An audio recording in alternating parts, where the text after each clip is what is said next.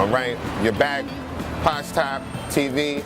I'm here, man, with somebody that I met actually through Raven Sorvino and my business partner Picasso, and he's one of the young spitters out of the New York area, specifically the Bronx. Give it up for Doley Bernays. Yo, what's the word, man? What's the word? All right, now, what is interesting about this guy is that, you know, he comes from a very street background, but he's got a lot of love from a lot of, I guess you would say, mainstream publications, a lot of mainstream websites. And that's what kind of really turned me on with the duality of that. I guess people kind of say your music is emotional, it touches a certain vibe. Can you kind of, how would you describe what you do and, you know, how you create what you do? I would describe the music as real life music. Like, I talk about real events, I talk about my life, I talk about my experiences, and I just feel like a lot of times, just as a human, like you go through certain things, like everybody not be out there shooting and selling drugs, but at the same time, everybody goes through stress, everybody goes through pressures in their own way, so I just put it out there like that. I just talk about my story, and a lot of people in the street can relate, but as far as the way I do the music is like the instrumentation and everything, it's just not, you're not just gonna hear a bunch of drums and that's it. Like, it's gonna be a lot of instruments in it, and I'm gonna speak a real story over it.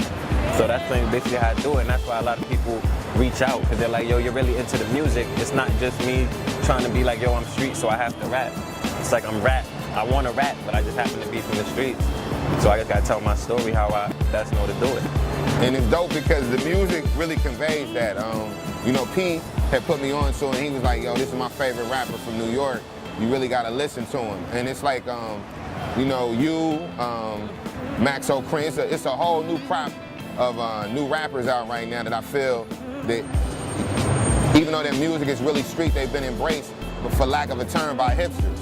And I just think that's a breaking down of the division of the music. So, I mean, I catch you out in Miami, I catch you out here.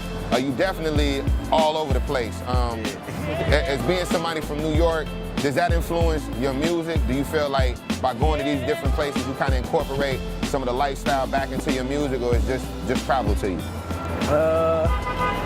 Yeah, because even since since a youngin', like I was one of the dudes who went to mad high schools. Your mom sending you all over the world to fucking try to keep you out of trouble. So like I've been a lot of places, I've adapted a lot of places, I lived in certain circumstances in different places that, like I was in Miami for a long time. I used to be in Little Haiti and shit like that. So when I could go down there and I could be in Little Haiti and chill with the Zoes, you feel me? Right.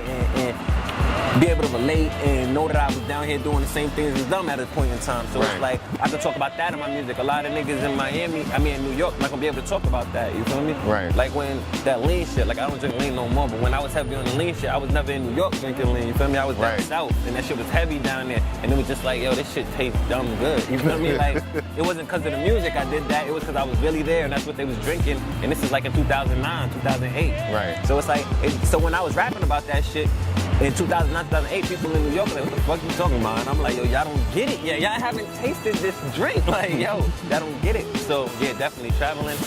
I always interpret that shit. Okay. Always. Okay. Now, I guess one of the things, you know, you've had a busy year. You've been recording, doing some things. As we go into 2015, what kind of projects are you looking at? What do you see on the future right now for Doley? Well, I was in Toronto. I did an EP out in Toronto. I'm looking to drop that with Jordan Evans and Matthew Bennett. Shout out to them. Shout out to Jordan and How About Now, that Drake joint that just dropped. That was him. That was him. Pound Cake, they did that. Okay. So like, I did an EP with them. Looking to drop that.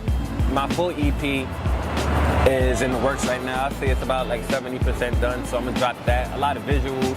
Just try to stay in people's faces. Like this year I was kind of low as far as the releasing music. I was just traveling a lot. Right. I was just like, you feel me, live it. Right. I gotta live these experiences. Like I said, all my music comes from real life experience. I really gotta experience shit to drop another tape to the point I would like it to be. So yeah, next year it's gonna be all about music. Heavy dropping the music and videos and just seeing me out there a lot more. Getting it lit. Publications, yeah. Okay. Now, before we leave, how can everybody get in contact with Doley? What's all your social media, website, all that information? Doley_Bernays, DOLEY_BERNAYS that's me for everything. But I usually tell people, Google me, because I look like a fucking star on Google, and I'm not in real life, so do that. Yeah, so definitely do that. Well, get ready for him. I'm telling you, I don't co-sign too much shit, and the boy really live what he's saying, and it comes through in the music. So pay attention and remember where you saw it at first. Cali.